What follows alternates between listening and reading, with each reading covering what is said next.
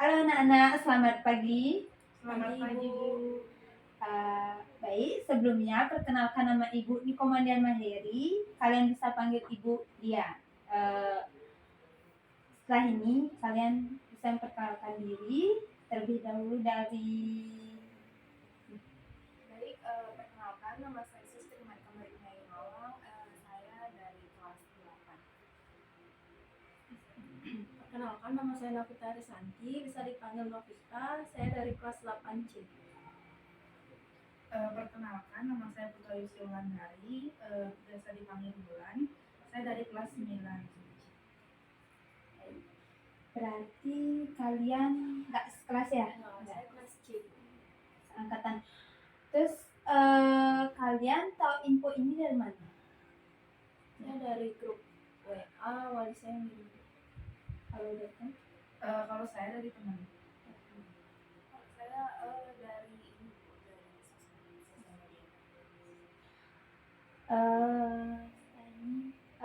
Sebelum kita masuk ke sesi inti, terlebih dahulu kita akan melakukan ice breaking. Itu kita nyanyi ya. Kalian mau nyanyi apa? Balonku aja, Bu, biar gampang. Balonku aja. Ya, kalian nyanyi sama-sama ya. Ya, Bu. 1, 2, 3. Balonku kan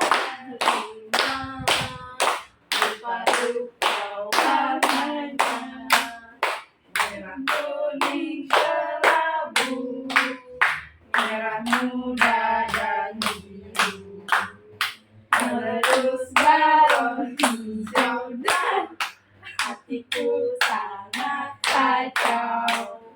Balonku tinggal 4, ku pegang erat-erat. Oke, kita sudah melakukan ice breaking dan kalian tampaknya sudah sangat semangat sekali ya. Kalian tahu nggak tema kita hari ini tentang apa? Tentang cat grooming. Ada yang tahu nggak apa itu child grooming? Mungkin kemarin saya lihat di TikTok itu anak kecil yang di bawah umur yang pacaran atau menjalin hubungan dengan orang yang mungkin lebih dewasa daripada dia, 30 tahun atau mungkin 20 tahun ke atas, seperti itu. Oke, contohnya seperti kalian tahu nggak artis Sandrina gitu ya namanya, itu ya sama Junior Robert. Iya, itu udah Bu saya lihat di TikTok.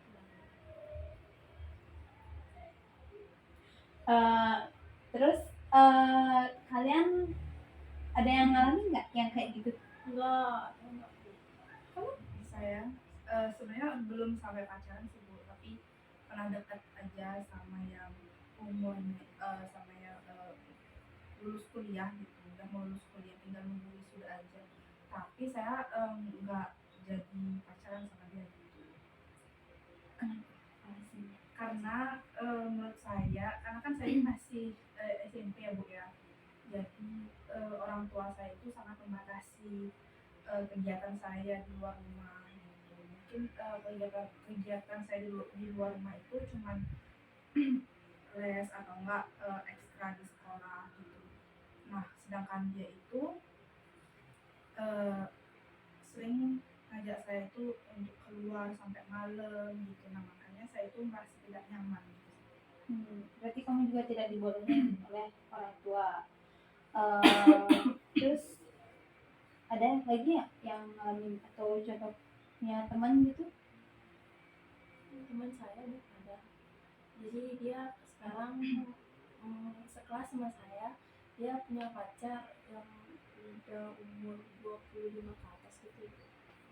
Udah om ya? Ya, belum sih, cuma belum. beda jauh umurnya dia. Terus tanggapan orang tuanya atau tanggapan kamu sebagai temannya itu bagaimana? Kalau orang tuanya sih saya nggak tahu ya. Kalau tanggapan saya sih karena belum cukup umur untuk menjalin hubungan, misalnya masih dibilang masih remaja, belum stabil, dan juga pacarnya itu kan udah di atas dia sangat jauh, nanti takutnya dia pikiran orang dewasa kan mungkin juga ke arah yang lebih dewasa, dan yang kecil tuh takutnya nurut-nurut aja gitu ya. Dikasih permen nurut ya. Iya. Sedikit pintar ya, cara menghambat, terus apa lagi ya, menyimpulkan anak kecil. Cara menghambat. Jadi terkait dengan contoh dari teman kamu tadi ya Desa, bagaimana sih solusi dari permasalahan teman kamu tadi? Yang pertama, dari orang tua, mungkin orang tuanya harus lebih tegas lagi. Mungkin sedikit posesif mungkin nggak apa-apa ya, mungkin karena anaknya di bawah umur nanti pacaran sama orang yang lebih dewasa itu kan bahaya. Yang kedua, dari pergaulan, mungkin membatasi pergaulan juga nggak salah, maksudnya cari pergaulan yang mana baik, yang mana cocok untuk kita di seumuran kita seperti itu. Kalau dari Aina, Kalau dari saya mungkin itu meningkatkan kesadaran diri sendiri ya Bu. Mungkin seharusnya teman dari desa atau mungkin lingkungan sendiri itu seharusnya mengerti ya kalau apa yang bikin dia itu berubah menjadi negatif. Saya setiap masing-masing mereka tuh harus lebih kayak mengerti gitu ya. Oh sebenarnya hal seperti ini tuh salah. kalau dari Bulan, Kalau saya kan pernah mengalami sendiri ya. Sebenarnya kalau saya sendiri setelah saya mengalami hal tersebut, saya jadi sadar gitu loh kalau di umur saya yang sekarang ini sebenarnya pacaran itu tidak terlalu penting dan juga tidak boleh sebenarnya. Lebih baik belajar dulu gitu, karena itu bisa ketemu orang-orang yang negatif, itu bisa menghambat jalan kita sebagai seorang siswa untuk kedepannya gitu. terus setelah tadi yang kalian tahu solusinya tadi, jadi kalian ada yang bisa dapat menyimpulkan nggak?